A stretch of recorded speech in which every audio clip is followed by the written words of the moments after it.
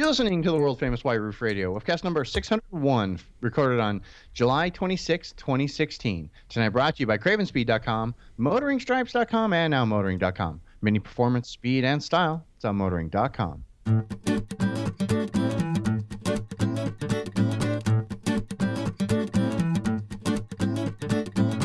Hey everybody, it's Stevie in Arizona bringing you a new episode of world-famous White Roof Radio, post-MTTS wrap-up with the boys.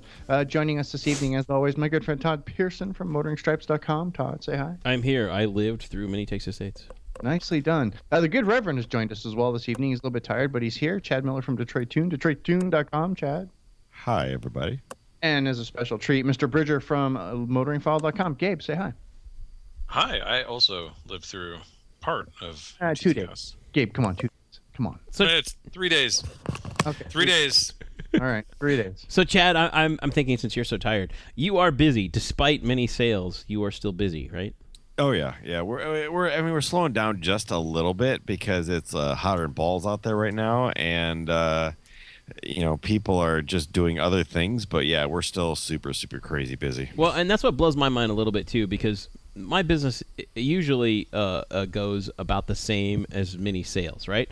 Yet, at the same time, in this year, 2016, when the sales are at an all-time low for Mini, and I've been working with the car. Well, wait a second. All-time low is not right. Well, I should say yeah. the growth. I should say that the growth is in an all-time low. All-time low.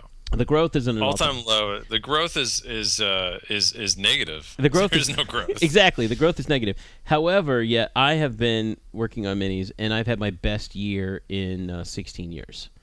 So I'm still left scratching my head and going, I'm so confused by all this. I know. I don't think it's as big a deal as some people are saying so far, and I think it's just going to be a slow recovery back to normal, and then I think you're right. There'll be a new normal. That's what I think. I think you're right. I mean, not to talk about sales, but I'm sure, Todd, you and I probably had similar conversations with folks along the way on MTTS, and I think it was really enlightening for me, and it sort of it also kind of like it sort of mirrored or matched some of what I was thinking, but it's some of what you and I talked about a couple weeks ago as well. But I think you're right. I think they'll just slowly kind of gradually get back. Yeah, I think things they're gonna hit a new stasis. Now they're not going to be like constant growth.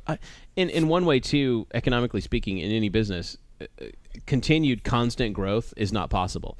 You can't. Well, look at Apple.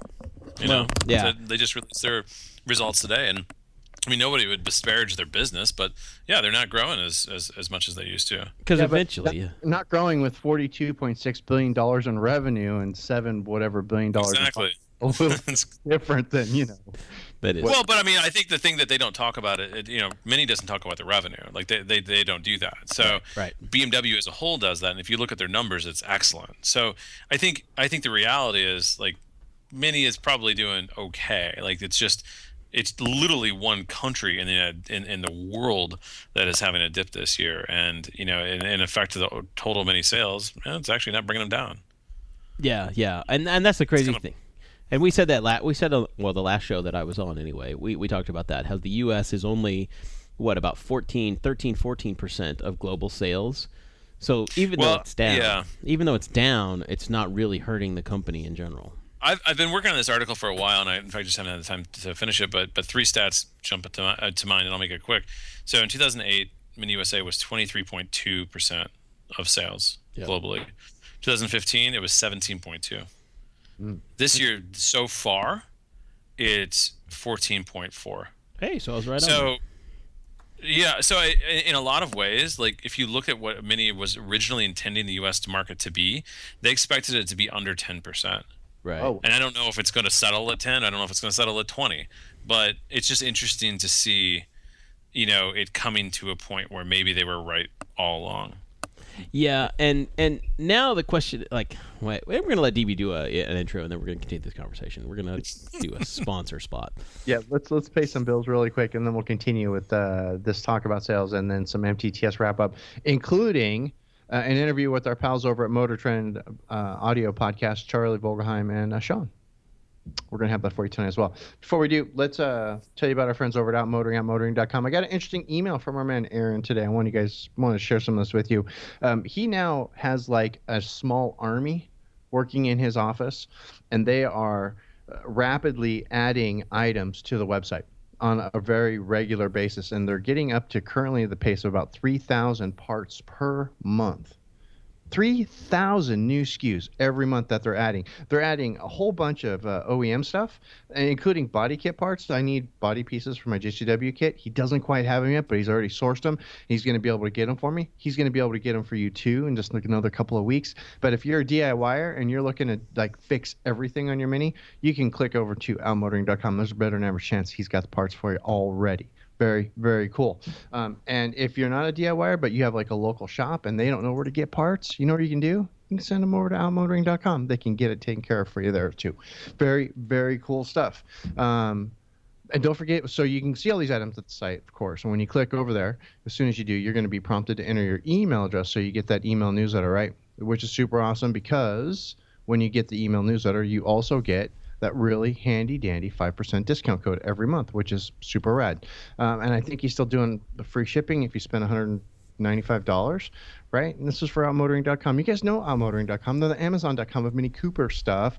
Everything that you need or want for your Mini or your person for the Mini stuff. There's still Mini events coming up. You're going to need the hat, the shoes, the watches, all the personal lifestyle stuff. Outmotoring.com's got you covered. Still the full line of car care products done, plus all the OEM parts that you could need, want, or desire, all available for you at our friends over at Outmotoring, outmotoring.com. Mini performance, speed, and wait one, please. I've got a good one today. Mini performance, speed, and come on. Mini performance, speed. Oh yeah, Miltech exhaust. That's outmotoring.com. And don't forget to tell them when you place your order that you heard it on White Roof Radio. Yes, please. That you heard about us on White Roof Radio. Please and thank you. Oh, look, a new Mini Watch. That new Mini Watch is dope. It is. No, you just need an Apple Watch. Just screw it. No, that Mini Watch. I like the Mini Watch. It looks like the speedometer. This one kind of looks like the speedometer with all the extra lights on. Can I say this on Mini Takes the States? Like, I swear to you, everyone there was wearing an Apple Watch. Yeah. Yeah. I mean, it really says something we've said all along since 2002, is that I think Apple and Mini are very similar companies in a mindset for consumers. Yes. Now, Gabe, I know you've said that the people on Mini Takes the States weren't necessarily representative of 100% of the Mini buying community, but I think it was a pretty good cross section because you can't take the people who went coast to coast. Those people are a very unique set of people who have the time and the money to take off 2-3 weeks to do this event. But out of 900 people that did coast to coast and 4,000 people who participated in the event overall, I think you see a pretty good cross section of Mini owners, people who were able to do one event or 2 events or 3 events or the second half, like me. Yeah, I think there's a cross section. I think it still skews. Anytime you ask anybody to take time at all off, like you're eliminating certain people who just simply can't. Right. And more often than not, like that tends to be a younger crowd, but it doesn't change the fact that I think you're right. It was a good cross section of people.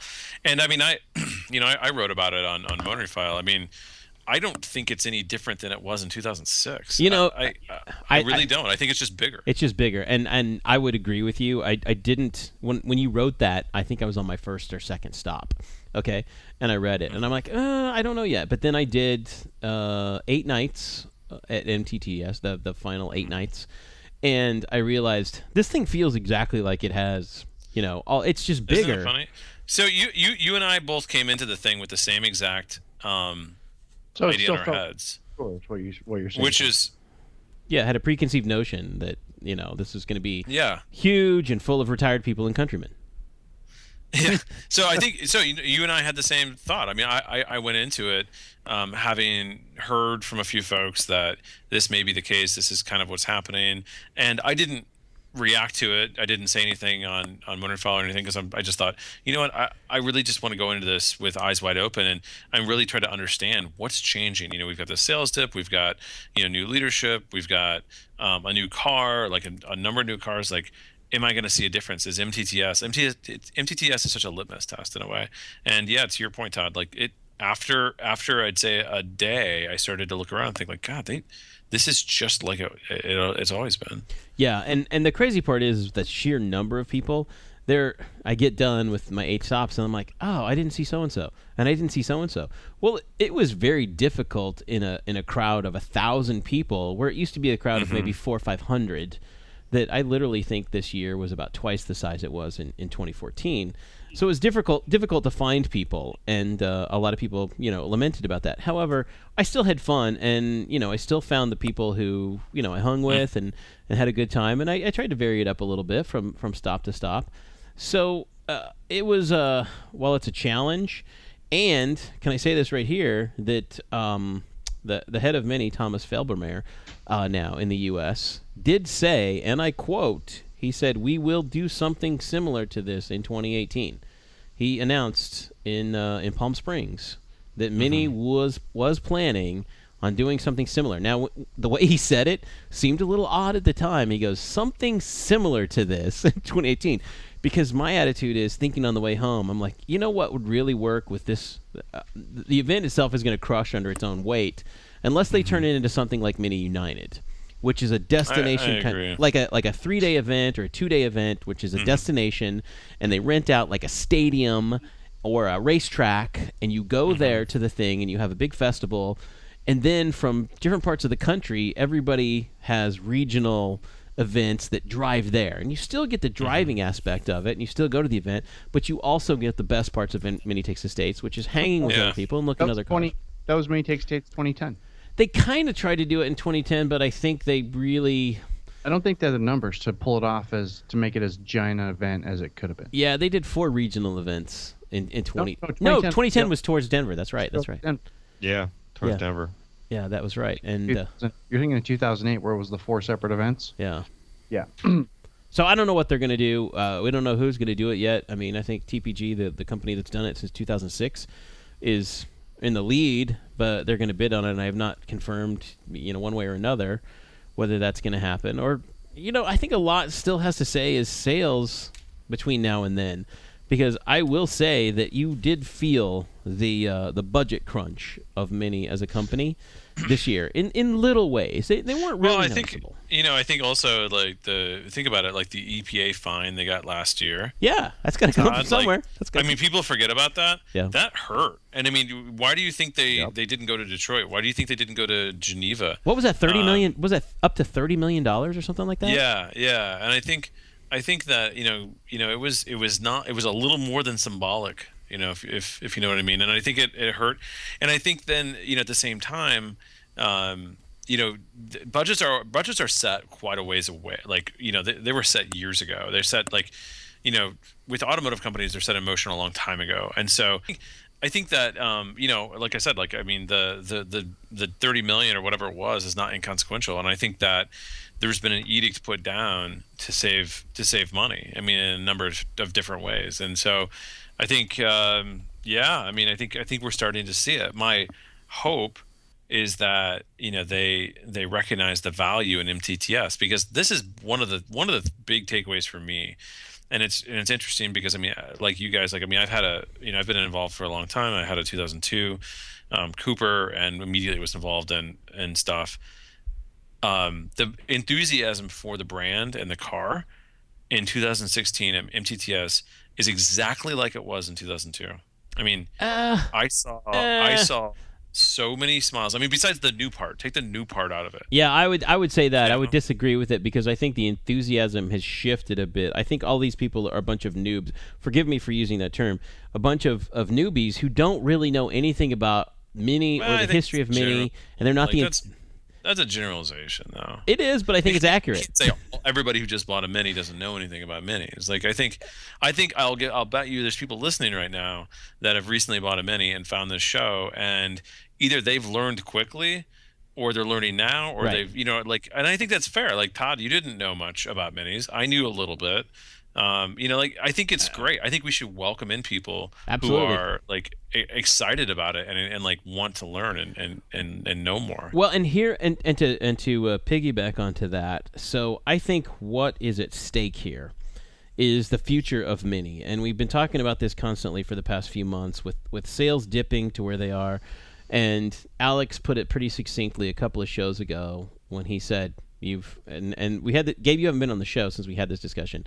He says you've basically alienated your base, and what he meant by the base was the core people who have bought multiple minis are now like, you know what? I don't like the car that much. It's not as much fun as it was. My family's getting bigger. For a multitude of reasons, they're like, I'm not going to buy another Mini. I'm going to go buy something else. Like, I'm growing up. I've got more money. I'm going to go do something else. Yeah, they're going to go buy a Subaru. They're going to go buy a, Scion doesn't exist anymore, but they're going to go buy whatever, a Kia Soul, because it's cheap, it's efficient, and they're choosing to spend their money elsewhere. It's weird, but I see it happen.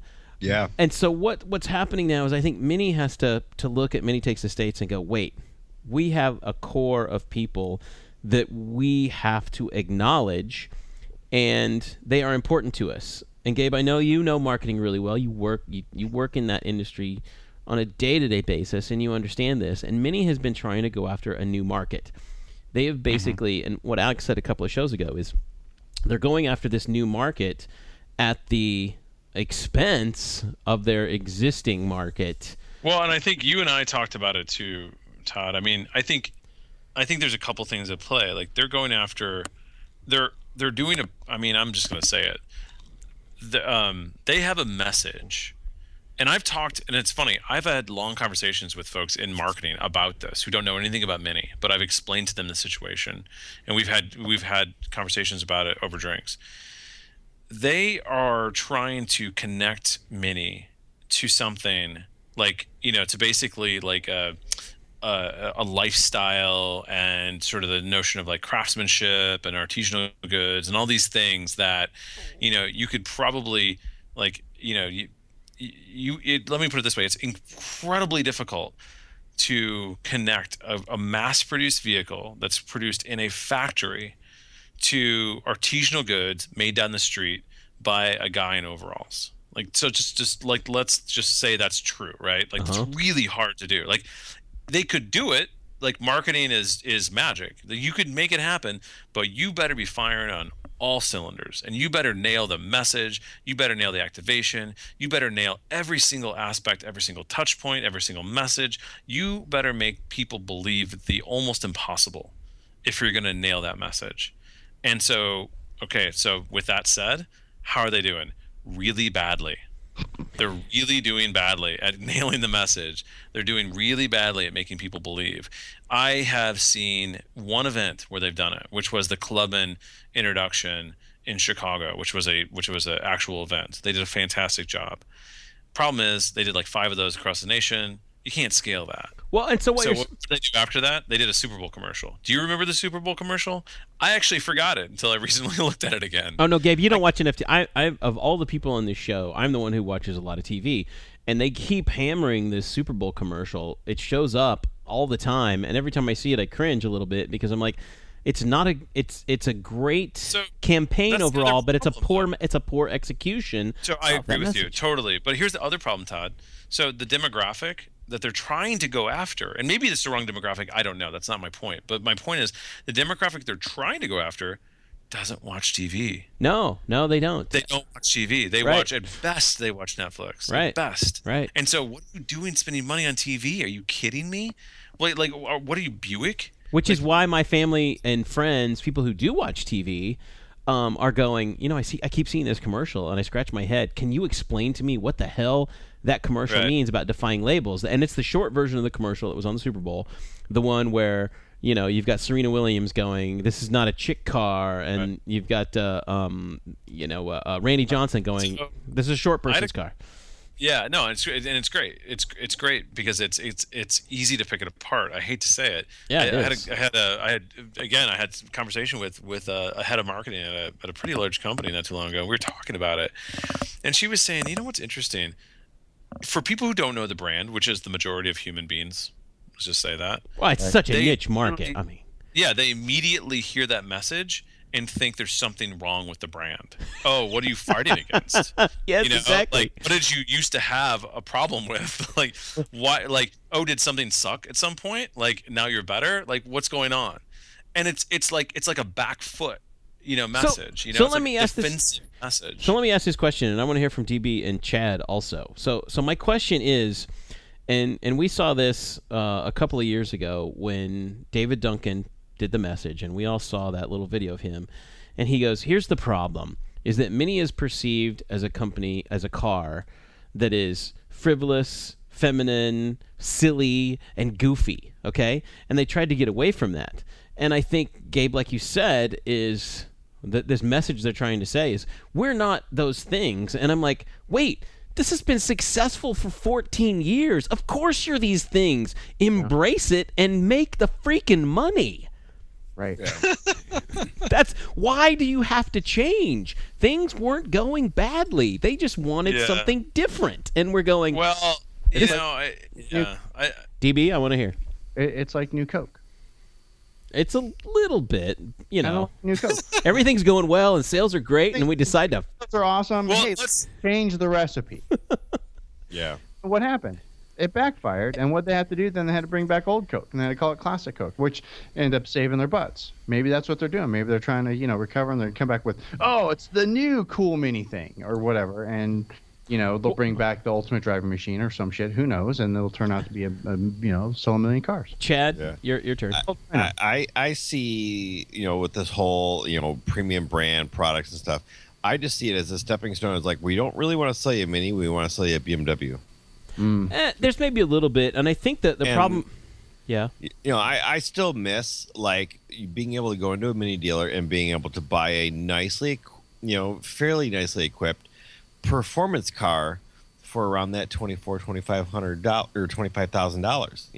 Yeah. Because I bought mine for $24,000, and it had still a leather interior and heated seats and the Harman Kardon, a couple of nice things, but I didn't get the sunroof. I didn't get all this stuff, but I still kept that at a price point that I wanted and made it super fun. They need to make another car that is totally in that low price range bracket that's kind of stripped down. That's not $30,000 car.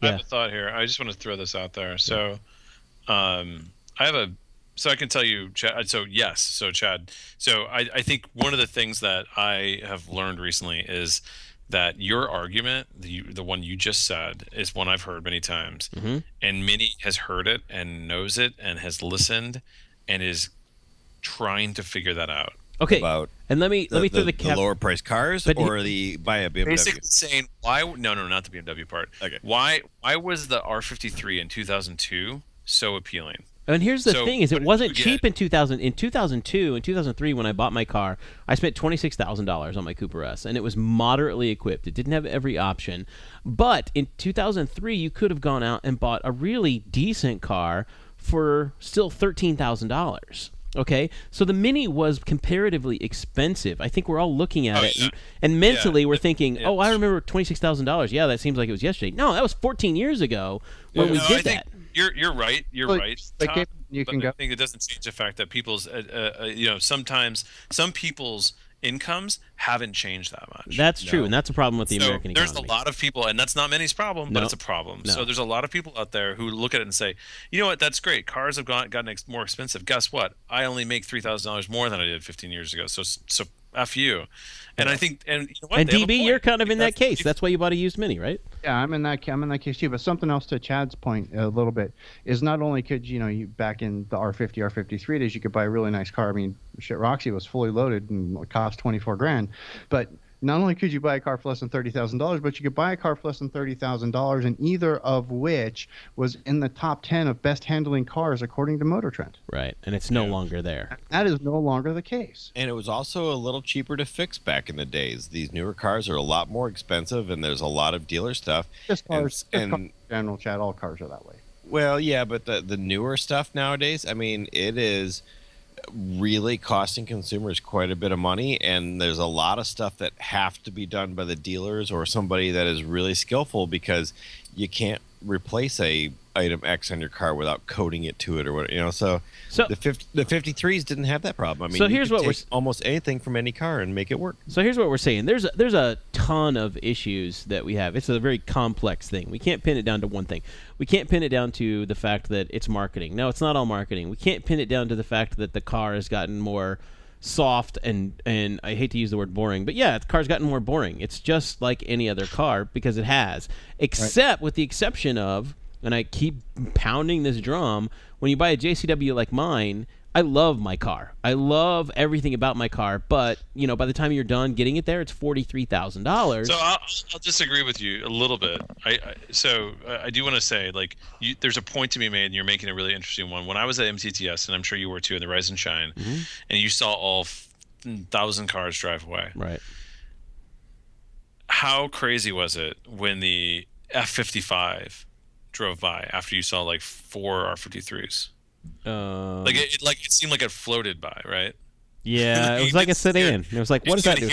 What's that doing here? It just glided by. And I mean, I have a Clubman. I love my Clubman. You would pry my Clubman out of my dead hands because I love it so much. Sorry for the language. Yeah. That's at minute 43, by the way. But in all seriousness, like, I love it. But like there's a distinct difference now. Like, there's a difference, and and I think that people. The reality is people kind of like that. A lot of people like that, especially people who are getting older who are kind of quote unquote growing out of the brand. It's bringing them back into the brand to some degree. Now, that doesn't change the fact that you're saying there's not excitement at every level. And I agree with you, because I think you used to be able to order a Mini in 2003. The old chassis was basically you could order anything, and it was pretty interesting. I would argue that the Mini is still at any level pretty interesting, but now you have to be a little bit more careful in how you order things, or at the very least, if you want to get the most out of the Mini, you want to order things well. Where I disagree with you though, Todd, is that I believe that the stripped out Cooper with a manual. Nope. I had one for 2 years, Gabe. You forget. No. I mean, I've driven it many times. I think it's a great car. No, I think it's so much fun. I'm not going to call it horrible, but I'm going to call it. It's lighter. That car is lighter. It's the lightest Mini they've ever sold. I'm gonna disagree with you almost 100% because it's a fun car. The ratio, everything about it is fun. Don't get me wrong. It was fun, okay? Like, in the landscape of the American cars that are. You're in an area where it's very flat. Or not very flat. You actually have hills, but it's very like straight lines. Like I'm not buying that. Nope. You need power. Well, I think what Todd's saying is, it's not that moddable car that a lot of the customers want, though. Like, there's nothing you could do to that car. So, that car was as it was. Skip it pretty easily. Here's what I'm saying is, after 2 years with an F56 Cooper, manual transmission, loaded, nav, everything. This car was comfortable. It had the tech. It had the highest tech you could get on the car at the time. It was tossable, and it was fun in the corners. When you really push this car, it could be fun. It had a lot of torque. Alex was here last fall and drove it, and he goes, you know what? This is a decent car. I kind of like it. However, in comparison to, and the reason we stepped back to a 2013 Roadster, other than you pull the top down. Wait, you got a Roadster? Yeah, Gabe, we bought a Roadster. We had a 2013. Oh my God! We traded. That's my favorite all the time. I can't believe you bought that. Good for you. You should listen to the show. Yeah, we traded in.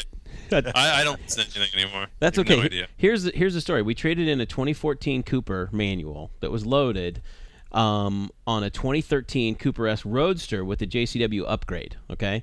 It has a JCW exterior pack. It looks exactly like the motoring file Roadster that you had for a while. And it is 10 times the car that the F56 is. And it's 2 years older. I think it's a different, Yeah, it's more fun. But the handling, the power, everything, it was worth it. And here's the thing about the price, too. I would also say, in a lot of ways, it's not. I mean, it's not near as good. In some ways, it's better. There's a lot of things. There's a lot of things that go into cars that make them just simply different. Yeah. And I think a lot of auto enthusiasts are. This is not unique to Mini, by the way. Is when you start reading automotive news and information and forums and things like this, everybody laments for. They want things like they used to be. They want the classic BMW 2002. They want what is the famous one? The E36 M3, right? Or E30 M3.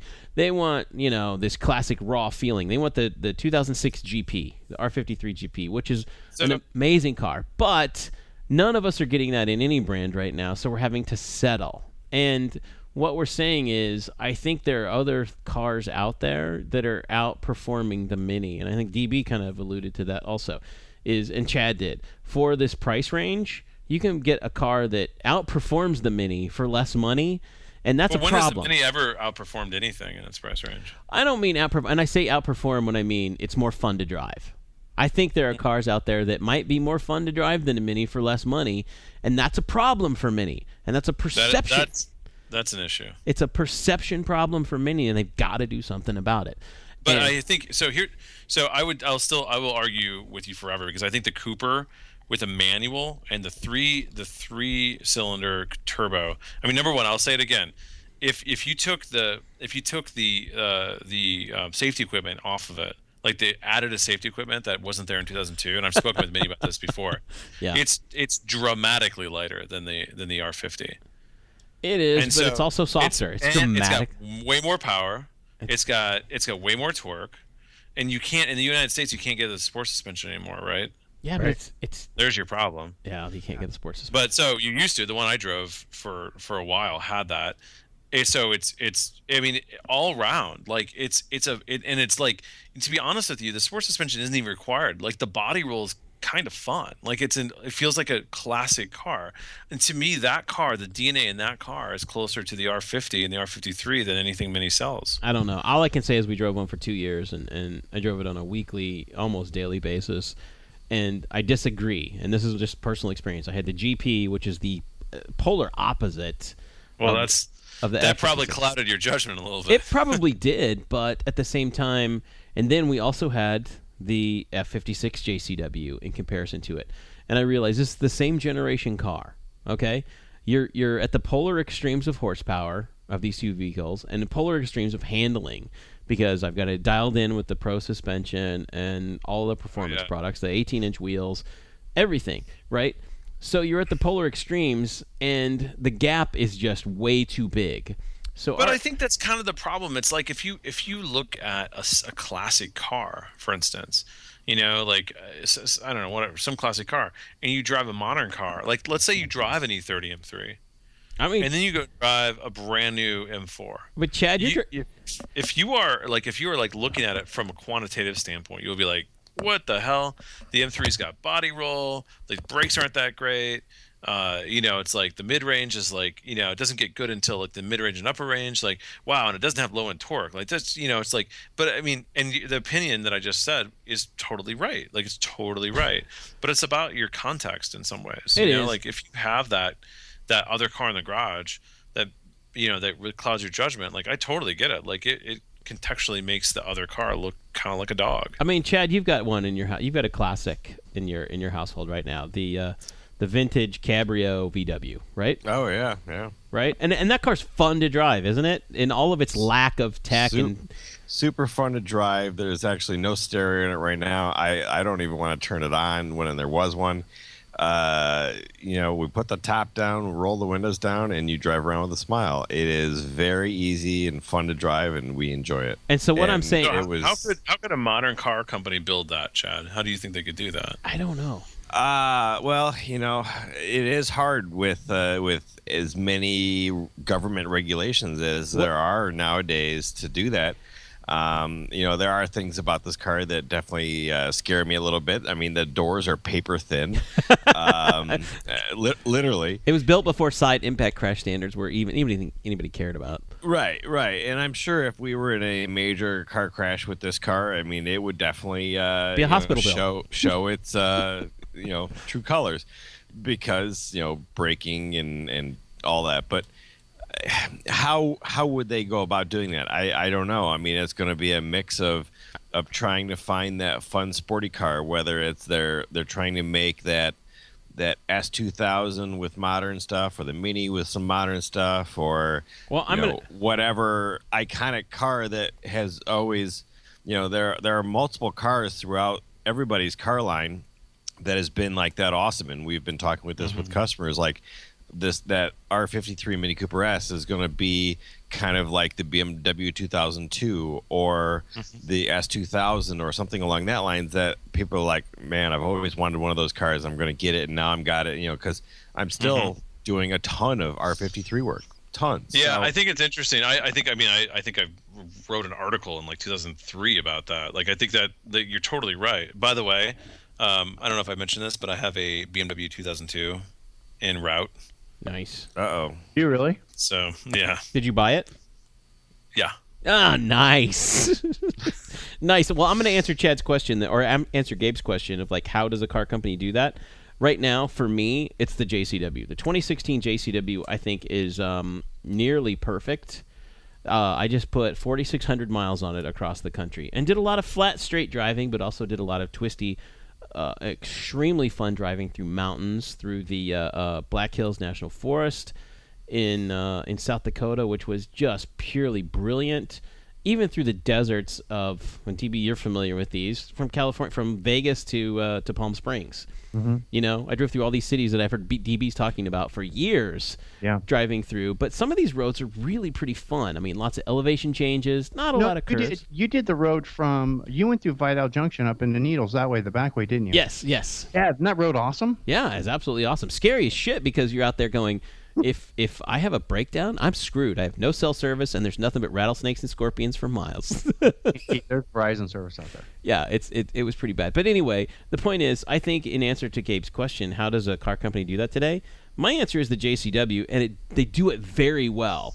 However, for $40,000, Yeah, a lot of people are priced out of it. They're priced out of being able to do that. That price tag is huge, and when you get into these cars that are $100,000, it's like, wow, I could go buy a house for half that, and live comfortably for a long time, or not have these major payments. And so here's what brings it full circle: is I think Mini realizes this, and that's why their marketing is where it is. Is they're saying this is a premium car, which in a word saying this is an expensive car. Okay. To get the kind of fun you want is you're going to have to make the kind of money and you're going to have to pay the kind of money to get it. And that's where we are. Do you think that they would have said that if they could bet that the English pound was going to be destroyed and totally weak? I mean, and they could like double their profit on every car. Yeah, because no. I mean, here's the reality. That strategy is born out of necessity. Right, it really is. If they didn't have to do that, like they're gonna want to make it premium, but they didn't have to push premium. They've been wanting to push premium for a long time. Guess what? So is every other automaker. Here's the problem, Gabe, is that in 2003, when I bought my Mini Cooper, it felt premium in comparison to what, like. At the time, my wife and I went to the auto show, and we sat in every car, and Mini was the last car we got into. We were looking at everything from a Honda Element, which they were still making at the time, to the Pontiac, or what was it, the Vibe, and the Slash, whatever the other version of the Vibe was, the Toyota Matrix. That Scion was not quite out yet. It was another year later.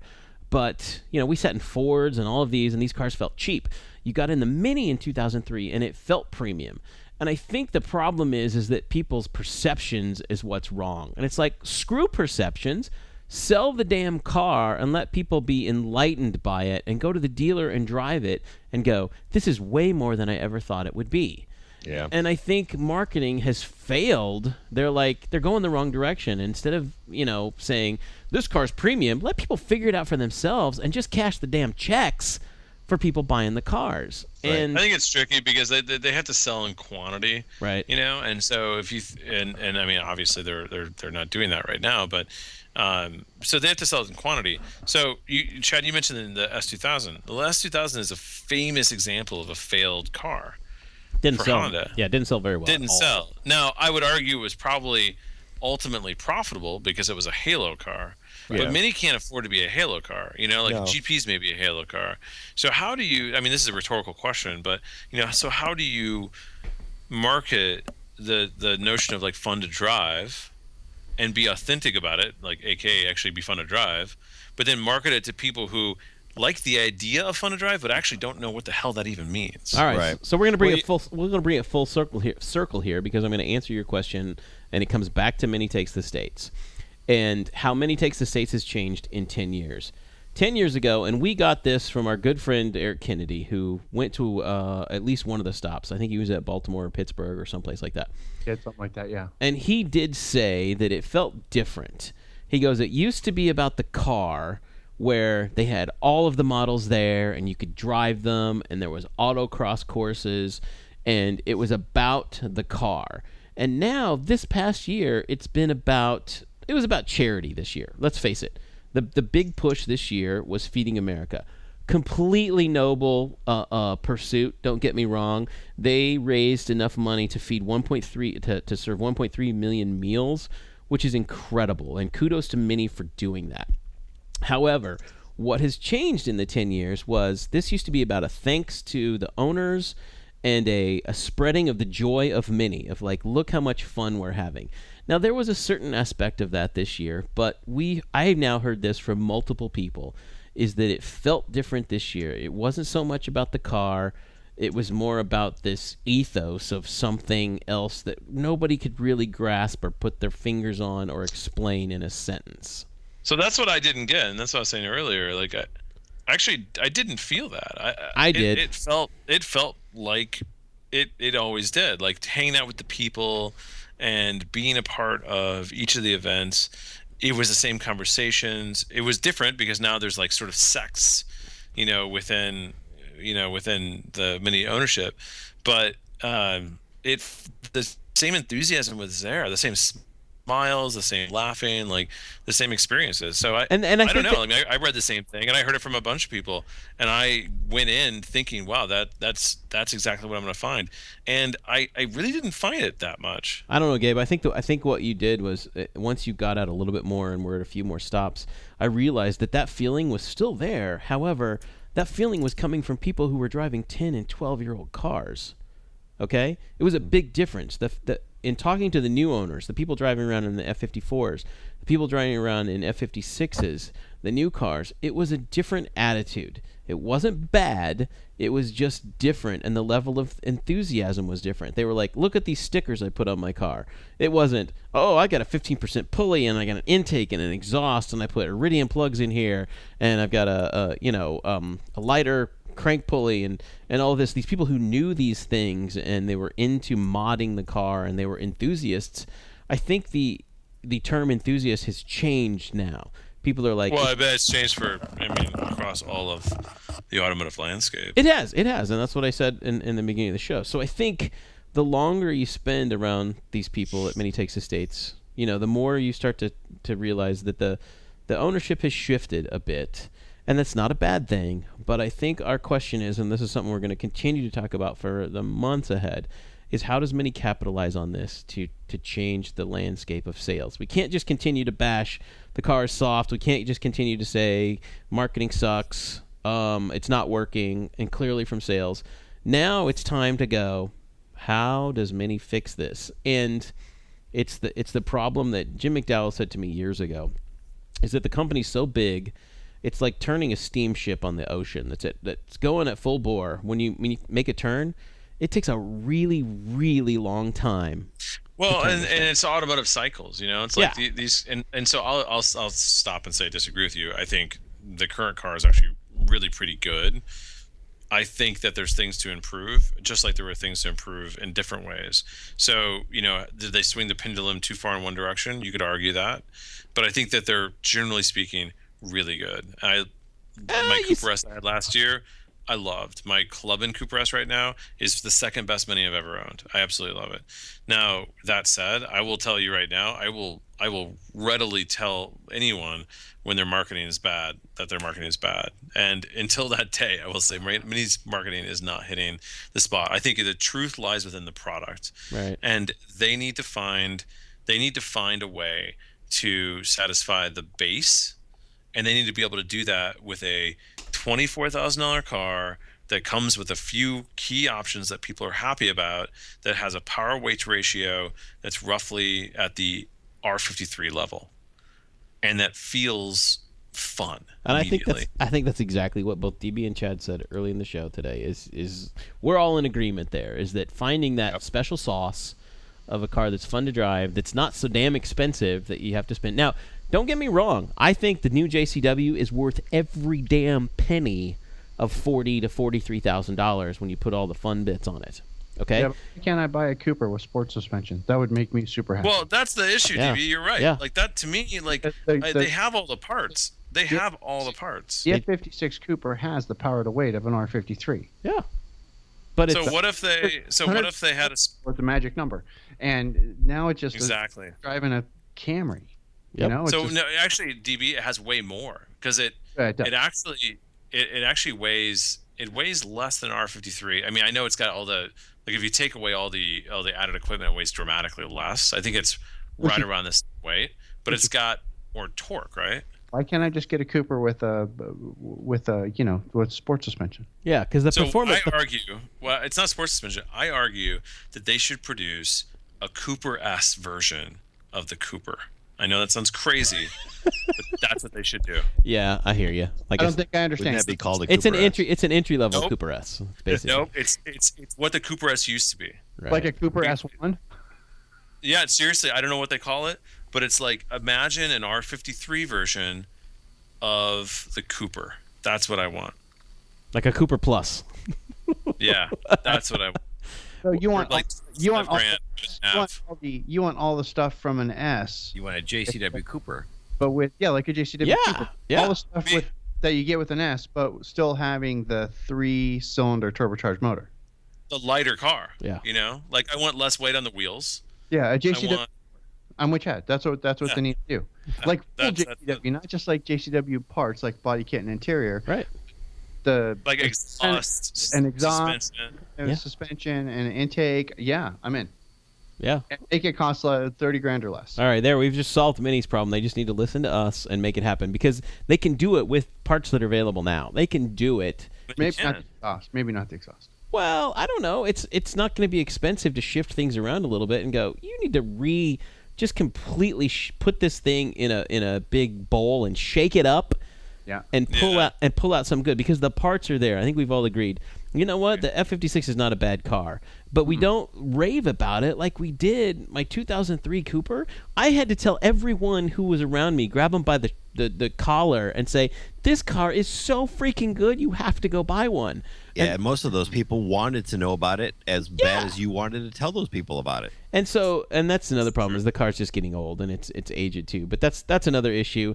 And I think now we just have to wrap up this conversation because we've got a great interview. Alex and I had some time with Charlie and Sean from MotorTrend. We talked about a lot of these topics, and I think it's going to be a nice kind of endpoint for this. We will definitely continue this conversation as we go. But before we do that, DB, I think you should pay some more bills. I do. I want to tell you guys really quick about one more about our friends over at Cravenspeed, cravenspeed.com. First of all, I want you to stop what you're doing. I want you to click over to cravenspeed.com. I want you to do it now. They've made a new website, and it looks freaking awesome. And I want you guys to check it out. And when you get over there, I want you to click into the mini section, and I want you to go buy all the things. I want you to go look at the dipstick that you can get for the first gen and second gen cars. It's one that you can read and it won't break and it comes in and goes out really easy. I want you to look at the platypus license plate mount. If you live in a state where you have to have a front license plate, this way you don't have to drill your bumper. I want you to look at the stubby antenna just because it looks kind of cool. And of course, if you need a way to hold your Mini in your car, the FlexPod adapter can't be beat. Honestly, that's what I've got in my car. I love it. Go over there, check them out. That's cravenspeed.com. And what you do is when you get over there, is I want you to go place an order for some things. If you'd be so kind, it'd be kind of nice. Do that. Maybe even get like one of those fancy gear shift levers or gear shift knobs. You can get custom stuff on the top. It's really rad. Go get one of those. And then when you check out, there's a place there to leave a comment. I want you to say thanks for supporting White Roof Radio. We really appreciate that. So do they. They, of course, in this case, is our friends over at Cravenspeed. Cravenspeed.com, serving you from Portland, Oregon since 2003. Good grief, really? It's a long time. And we're an OG sponsor of White Roof Radio and Motoring File as well. Badass. Roll that beautiful MTTS footage. Good man.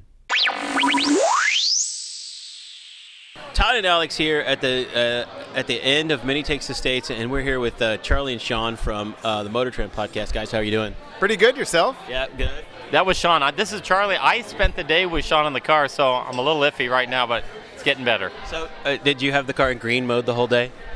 green mode was just a go mode to put on sport mode, and that's where it stayed the entire time. I heard a guy named Todd once say that green mode is just like cutting off your... Cutting the testes off your Mini. And Alex, you rode shotgun today in the JCW. What did you think? And you've got your own JCW, but yours is automatic, mine's manual. What were your thoughts? No, the car is a little bit better than mine, obviously, because of the suspension, and manual, can be automatic. For most people, it doesn't for me, but for most people. So it's a good car. And yeah, I rode shotgun today, and I'm glad I didn't have to pay for gas. I saved my penny to feed Charlie tonight. So. Charlie's a French fry holic. I'm going to say that right now. I got 5 French fries from you, and they weren't even the way that I expected them to be. And I imagine any fry in front of you is a French fry anyway. That's because we're not in France. That's what it is. They're freedom fries here. So. Yeah, they're free for Charlie fries. That is awesome. So we just came from the final. Well, the penultimate, the second to the last event for Mini Takes the States this year. We were at the. What do I want to say? The Palm Springs Air Museum, where they have a bunch of vintage aircraft, and these are all flyable airplanes. And it was the final event, and sadly there was a brownout in Palm Springs today, which caused a lot of electrical issues, and the air conditioning was on the fritz here. And it's 10 o'clock at night in Palm Springs and 104 degrees. So how was the evening for you guys? A little sweaty? It's been sweat. It's been air conditioning all day. Very salty is what I'd like to say. I feel like a sailor, even though we were around all of these great planes from World War II and aircraft carriers, and I feel like we just served a tour. Yeah, it wasn't bad, Charlie. No, I got to say, I just am going crazy. Of course, Sean's loves older aircraft, World War II historian. I remember reading the Battle of Britain and Midway, and I was just, I still am awestruck at the Corsair, the prop in front of that thing. I just think it's remarkable. But we're standing there, I can just feel the sweat rolling down my back. I'm going is it raining here? No, we're just standing in Palm Springs in what seems like August, but it's late July. Yeah, it was, and I think I walked up to Pat McKenna, and his first words were, "Hot enough for you?" And then, "Can I buy you a drink?" So it was a little warm there tonight. So we spent a couple of hours at the evening event, which was, Mini puts on a good show. You guys have been here since Vegas the last couple, and is this your first Mini Takes the States, or have you guys done any of the other ones? So we actually kicked off the last Mini Takes the States from San Francisco to Reno. So this is kind of our bookend piece. We're able to kind of close it out. And it seems like there's a bunch more cars this time. It's awesome talking with you guys. And, we have a whole new car. We've got the Clubman, which we got to drive, which was a pretty fun drive. So tell me about the Clubman. What are your thoughts on the new Clubman? Oh, where to start, my friend? First of all, it's fun. It's still a Mini, and it still feels like a Mini coming out the driver's side. But it feels kind of big and more of a grand tour. It's not as just a little peppy, fun toss-around thing. This is more of that car that if you want to take the family across country, you'd toss them in and buy one of the 3 station wagons available for sale in the U.S. So a little lunky, a little bit bigger than the hardtop, and you're a Mini fan and a Mini owner, right? You got the GP2. Yeah, I have the GP2. I had the WC50 before that. So I think my expectations are a little bit different than some other people's, but in general, it was a little. There was more turbo lag than I thought there'd be, and you can definitely feel the extra weight and the size of the car. The interior felt really nice, except for the speedometer, tachometer binnacle, which again to me just feels a little cheap and kind of an afterthought compared to what is for the most part a really nice interior. Yeah.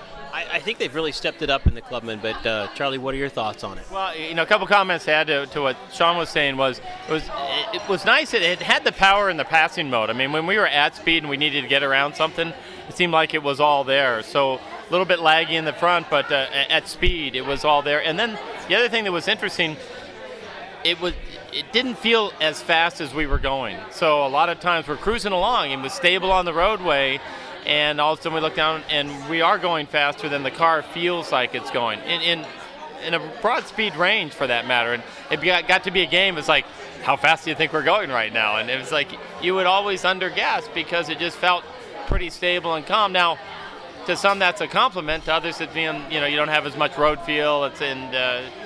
But that was an interesting takeaway. Yeah, and I think that kind of adds to like this. It would be a great cross-country touring car. Is it going to get your blood pressure up going to the grocery on a Tuesday night? Probably not. And every time I drive the GP, which has plenty of room in the back for groceries, I still get a nice happy feel in the gut. Okay, so from a comparison standpoint, I think it's great. You're going from the GP to this Clubman. The closest car I drove to this vehicle was this week-long 1,000-kilometer trip in a Cinquecento and a Fiat 500. And so this vehicle... What's a kilometer? Well, it's a little bit warmer than a Celsius. It's like a mile, but it's more Canadian. It's a loony. Exactly. But I got to say, again, a definite step up in spirit for what I'm used to. The man with the Mini and a couple Porsches, certainly a step down, but I'm just reminded of it may not all be there, but I'll talk to you about somebody that doesn't spend as much time in the car, that it is, for a car that size, more spirited than any of the other ones that I drive. So I'm just throwing it out there. That would be a positive, by the way. Was I convincing? And to the counterpoint, Alex and I spent the day in the JCW, and like I just said, Alex bought a JCW.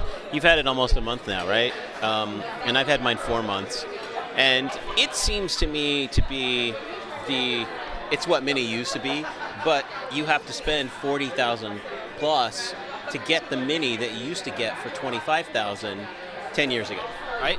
Well, and Sean and I were talking about that, and I pulled the sticker. They had 2 in the car, and we pulled it out, and ours was over $40,000. I mean, it started off at around 27, but by the time you added everything in there, and we kind of wanted to deconstruct all of those items, and again, with almost a sad tone in his voice, and I'm speaking for him, it's like, you see, I mean, it's going out of price range. I mean, one of the original joys of the Mini was a standalone, relatively inexpensive vehicle that was so much fun to drive, and it was all there. And now it's getting filled with luxury items, which cost money, and therefore the car gets up there. But our case has always been and I see them go out of our dealer on a regular basis every week at 40 plus, and as much as 46. And I've seen 2 or 3 Clubmen go out of our dealer at $46,000. And then my mind starts to think, for $46,000, you can get a really nice Evoque. You can get a loaded X1 for $40,000, which seems like even more luxury, because the head-up display in those vehicles is legitimate head-up display on the screen. It's not this hanky little flop-up screen that you get. And the leather is more luxury, I think, in both a Land Rover and an X1. And the X1 has the exact same engine, right? So tell me in comparison, say, those 2 vehicles, and there's probably a ton of other vehicles for $46,000. Well, yeah, and like when I look at this car, I think of it as kind of a family car, and like if I'm going to spend like $47,000, $48,000, $50,000 on a family car, it's probably going to be like an Audi all-road or something. Right. I mean, a car that can really handle some stuff, high luxury, good design, and it's an Audi, and that kind of counts for something. So your thoughts on and we've commented on this, and credit to Jalopnik for coining the term hipster malarkey, of this being a premium product, and they're charging a premium price for it. Do you think Minis price themselves out, considering sales where they are now? They're down, double digits for the year, like 17% for the year for the first 6 months. Do you think they've priced themselves out in this premium market because the competition for the dollar seems to be so much more premium than it is? Well, again, if you talk about just a small car in a niche market, and I already mentioned the Cinquecento or the Fiat 500, when that came out, I mean, it was thousands of dollars less than that Mini. I mean, it's in the teens as a base price as opposed to the mid-20s for the Mini. Now you're talking about $40,000. So for that type of car, it's way up there. And then compact cars overall have suffered for a couple of reasons, where people are getting much more comfortable in these CUVs and these SUVs that do have a little bit more room. They are getting accomplished mileage and comparable. I mean, the Clubman had a sticker of 27. I know an Outback gets 30. You have to deal with a CVT when that's doing that, but it's certainly a bigger vehicle in all-wheel drive. So it's a lot of things at play here. You go back to that original iconic design and that fun-to-drive car that's just remarkable, and then you say, how far can you stretch it? And the conversation almost comes around supporting the brand, supporting really what it is. And if they're going to be bringing in fewer, then they better cost more money to, keep the brand alive. But it's unfortunate because I don't know how to sustain that.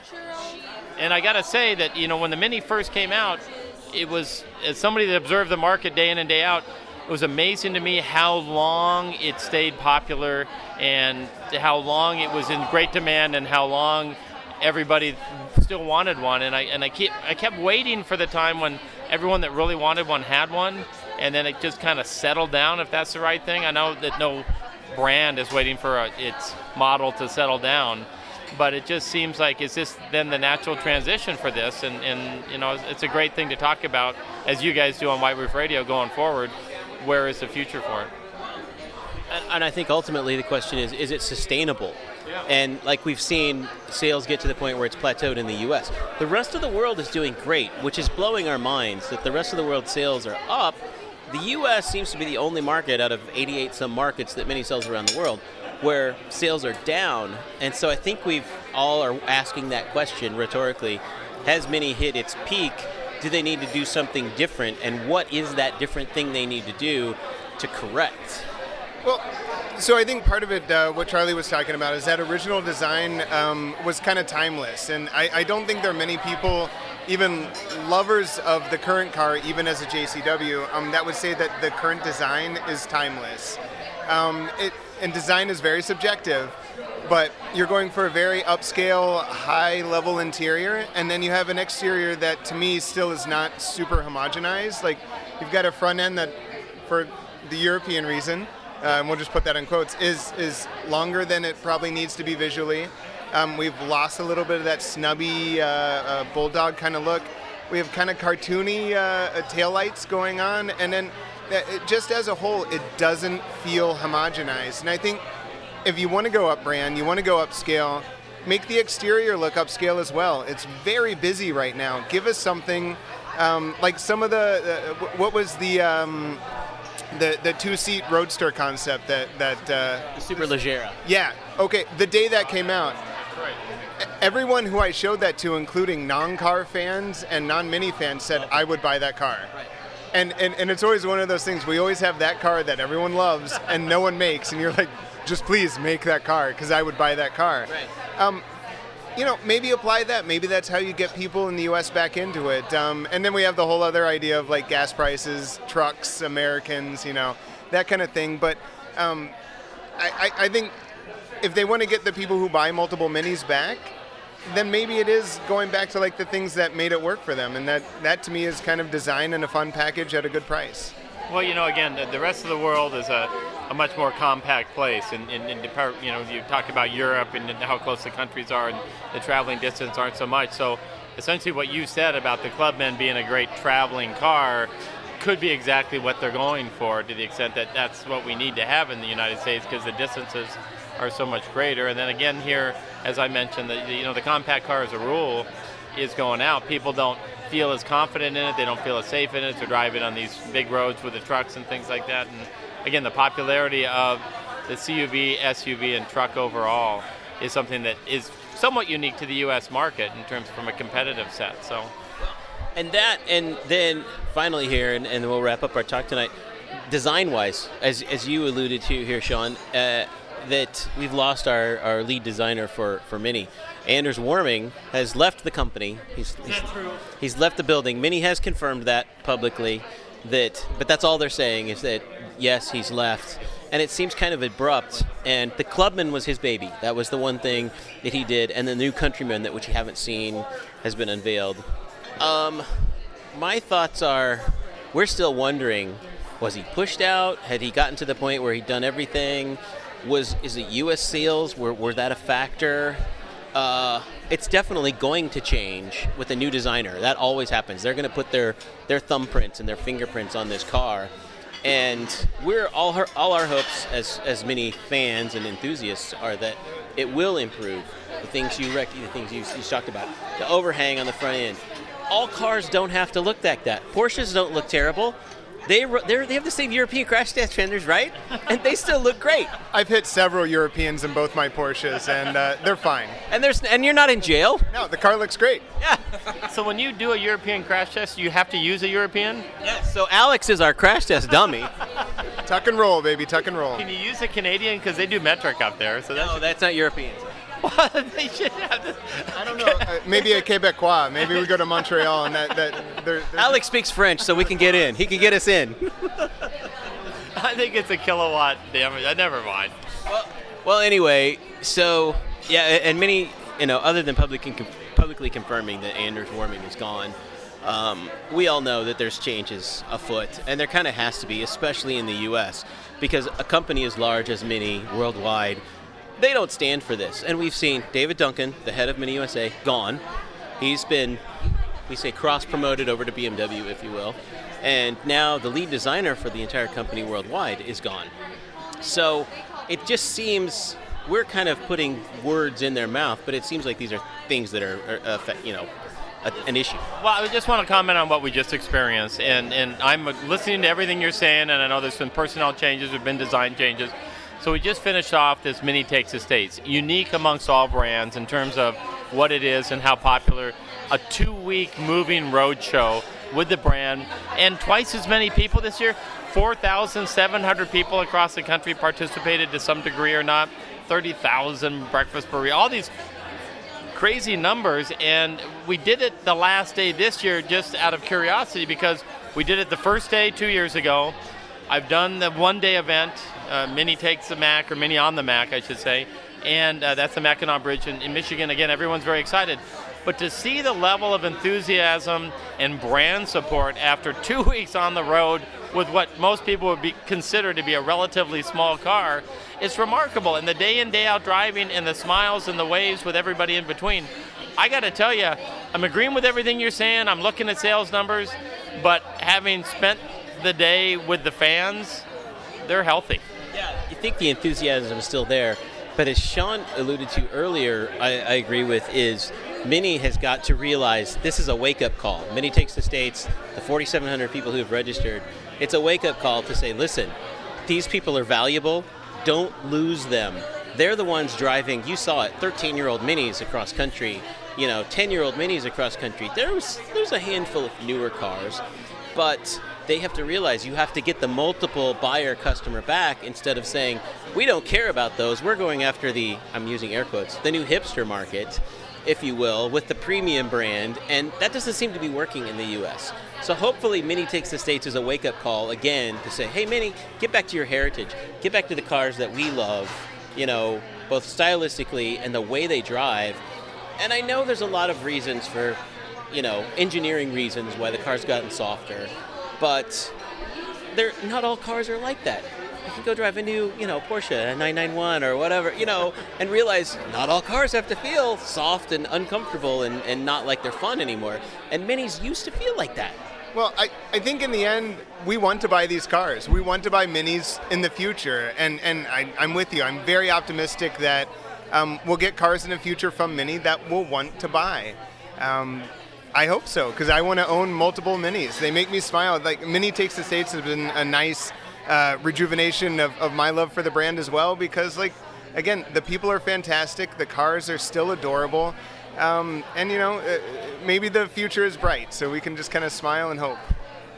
Well, I just want to say, do you have any hipsters that are part of White Roof Radio? Not anymore. We like to joke within the walls of White Roof Radio. What do you call a hipster who claims not to be a hipster? Gay Bridger. Okay. That's ironic. We don't have any hipsters either, but we are ironic on occasion. Yeah. So I don't know. Our hope is that they continue to make that. And so what we need to go do is, we've probably had too many drinks to do this now, but tomorrow morning you need to go drive my new JCW. That's the dialed-in JCW Pro suspension and everything. Because my thoughts are, that is what, it's still got the spirit of Mini, and that's the hope for me for the future of Mini, that it's still there and they know it's there. But they either have to take the JCW to that level of M brand and say, this is full on, you get this with the JCW, or they have to bring a little bit of that spirit back into the regular Cooper and Cooper S to make it enjoyable to drive.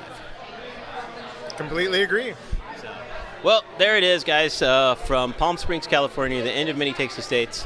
Sean and Charlie, thanks so much for your time this evening and around drinks here. Yeah, thanks for having us. This is fun. Hey, you know me. I'm just going along for the ride. Yeah. And Alex is over here quietly. She's like, Alex is on the show every week, and he's just nodding a lot.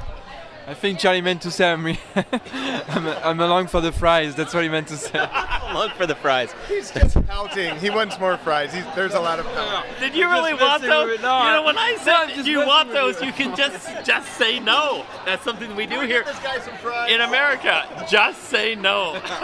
Next time we need a rodeo clown order of fries for the table. That's what we say. All right, from Palm Springs, Alex and I, we're out. Thanks.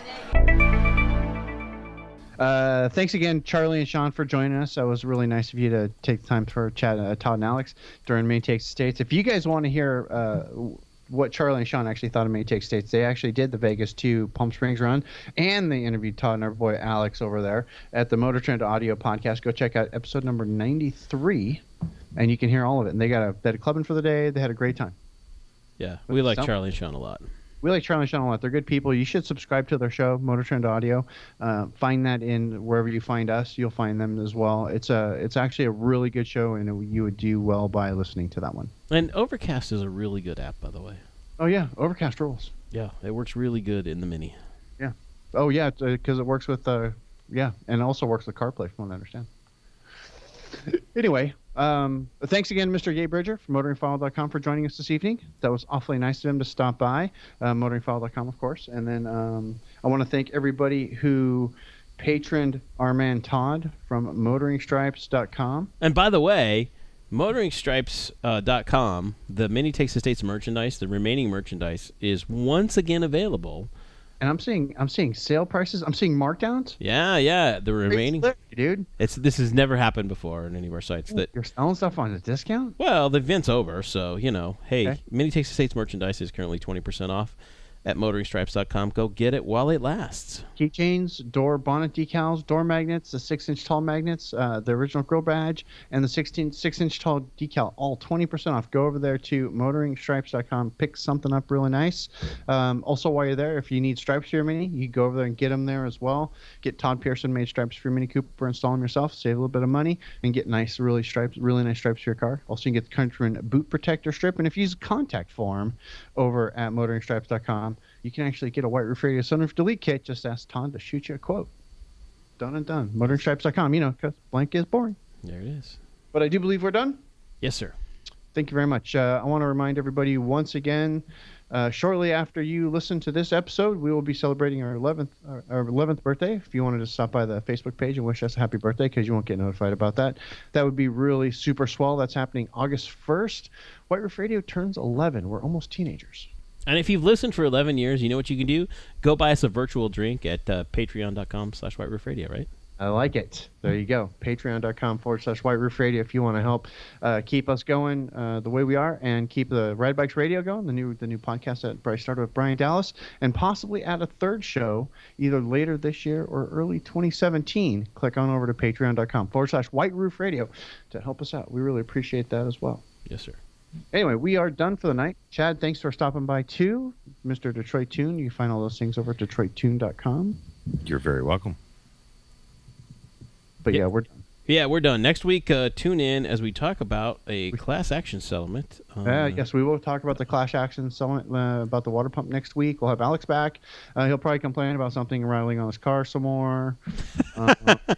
He drove my car, by the way, on Mini Takes the States. Oh, he did? Yeah, he drove it, and within 5 seconds, he goes, "Your car's faster than mine." And then he's like, "Well, maybe not." And he goes, and then he went back and forth. He's like, "No, it feels the faster." discussion next week. It'll be dueling JCWs next week on the world famous White Roof Radio, so stick around for that. It'll be a lot of fun. Yeah. Anyway, gang, this is the time of the show where I do like to make that funny clicking sound, and then I say, questions, comments, or concerns, go ahead and click back over to whiteroofradio.com. There you can leave us a note in the show notes. You can also email us, feedback@whiteroofradio.com. Until next week, this is DB. I'm done. Cheers. Bye.